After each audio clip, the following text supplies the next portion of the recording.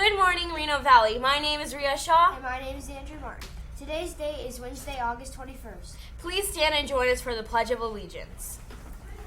I pledge allegiance to the flag of the United States of America and to the republic for which it stands, one nation under God, indivisible, with liberty and justice for all. Today's lunch menu is white chicken chili, a cornbread muffin, tri-tater potatoes, and fruit choice. What's a cornbread muffin? It's cornbread in the shape of a muffin. Okay. Today's weather is partly cloudy with a high of 96. The temperature right now is 77. The humidity outside is 82% and the wind is 10 miles per hour. According to Snapchat, researchers at Ashton University in England tested the 5-second rule. They put dry foods like potato chips on the ground and they tested how many germs were on the chip after 5 seconds and 30 minutes. They had the same amount of germs on them. However, moist foods like pasta picked up more bacteria the longer it was on the ground. So I don't recommend eating food off the ground because no matter how long the food is on the ground, it'll still have a lot of extra germs you don't need to be eating. And that's just blah. Miss Annis's word of the week is persistence. It means a firm or obstinate continuance in a course of action in spite of difficulty or opposition. Happy birthday today to Taylor Keffer. Volleyball t-shirt forms are due on Friday. Have a composition notebook for Miss Weimer's class by tomorrow. If you cannot get one, you can purchase one for 50 cents from Miss Weimer. If you want to enter your radial design in the state fair, please get this to Mr. Wiedemann ASAP. 7th grade math students, remember to bring your math binder to class. Mrs. Brown's class, your questions about you are due tomorrow and growth mindset posters are due Friday. 8th grade will have a hall meeting today at 2:30, and thank you, Mr. Wiedemann, for the pictures. Mr. Wiedemann is here today to talk about one of the amazing books he has been reading. Thank you, Rhea. I'm so happy to join us. Am I on? I don't want to be cut off. Oh, there we go. Thank you for inviting me. And I hear that there's been a lot of invitations for teachers to do book talks, but is this open for kids to do book talks as well? Yes. That's amazing. All right. You guys should get out there, read those books, and then come do a book talk on your favorite books. Well, this is one book I read this summer. I read a lot of books this summer. And this book is Restart by Gordon Corman. If you've read this author, he has a lot of cool young adult, middle school age books that he has written. So I definitely recommend this author. But this book about Restart, to read the cover here, Lose Your Memory, Find Your Life, is a very interesting story about a kid who suffers an accident and has amnesia. When he comes back to school, he doesn't really know what kind of kid he was, and he really doesn't know what kind of kid he's going to be.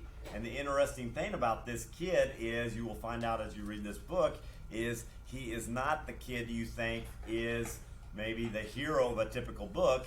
He is more of the bully of the school. And this is a very interesting perspective for Chase.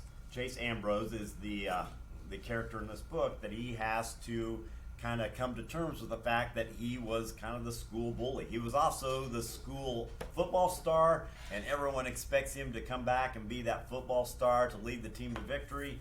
And he's got friends that were also football stars that were also kind of bullies, and they were kind of the school bullies. And he is not that kid anymore. And it's a very interesting perspective to take this kid from a kid that is not a very good student, a very friendly friend, and change that around to how he has to deal with that personally and how other kids react to the kid that is now changed.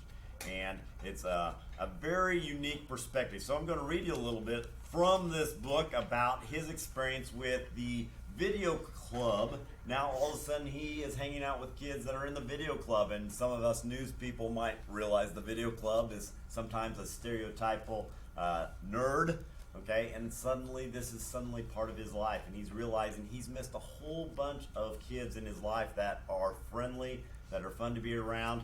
And this is one little episode that they do with the car wash in town. So, their destination, the Shiny Bumper Car Wash on Bell Street. I heard, this is not Chase reading. This is his friend that now is part of the video club. I heard him. I got to read. My glasses are bad here. I hand the school flip cam, and he goes off to distract the attendants. Chase is even better for this than any of the video kid members because he is a celebrity around town, not just a star athlete, but the son of the last star athlete. Plus, everybody's heard about his accident over the summer, so all the attention is on him. That leaves me free to sneak around the back and put on a headband with another camera mounted on it, a waterproof GoPro I brought from home. Sneaking ahead to the next car, I place the tricycle on the conveyor, bracing my wheels against the tire block that moves the vehicles forward through the washing tunnel. As I sit down on the trike, reach up to the camera and hit record, my heart is pounding and I am tense with anticipation.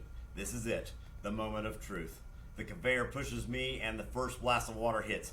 It's all I can do to keep from screaming. It is ice cold.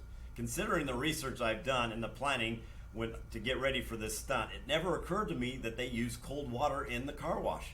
I take hot showers. Why shouldn't cars? The frigid blast has my heart beating so fast it's practically popping out of the top of my head. I try to tell myself to get used to it, but it's not possible. I'm hyperventilating to the point I can't get any air in. Just when I think I'm about to pass out and topple off the trike, the water stops. Gasping for breath, I glance over at the observation area. Sure enough, there's Chase filming. I have an experience of a surge of relief. The only thing worse than going through this would be going through this for nothing. My reprieve is short-lived. The soap is next, pelting down on me like wet snow. They only know two temperatures in this car wash, cold and colder. Two gigantic spinning brushes come at me on robotic arms. I'm vaguely aware that my glasses are gone. That's not important though. I reach up and confirm that the GoPro is still strapped to my head. Out of the corner of my eye, which stings now from the suds, I see that Chase is still following along. He is hysterical with laughter, but the camera is steady in his hands, and that's the main thing. The rinse cycle is next. More hyperventilating, followed by a blast of wind that threatens to hurl me off the tricycle. Actually, it's great. It's the dryer and it's hot. Even better, it means I'm coming to the end. There should be a light at the end of the tunnel, but I can't make out much. I've lost my glasses when the brushes did their thing. When the door lifts, I pedal out of there, nearly running over Chase. He never stops filming, not even when the manager turns off the machinery and comes out to chew us out. Very stupid, Ambrose, he says. Is this your idea of a joke? You could have gotten him killed, you know. This isn't the first time you've put people in danger in this town. I'm surprised you don't have a few cherry bombs left over. I'm calling the cops. So there's a little piece of their life in this new situation and perspective called Restart by Gordon Corman. Highly recommended.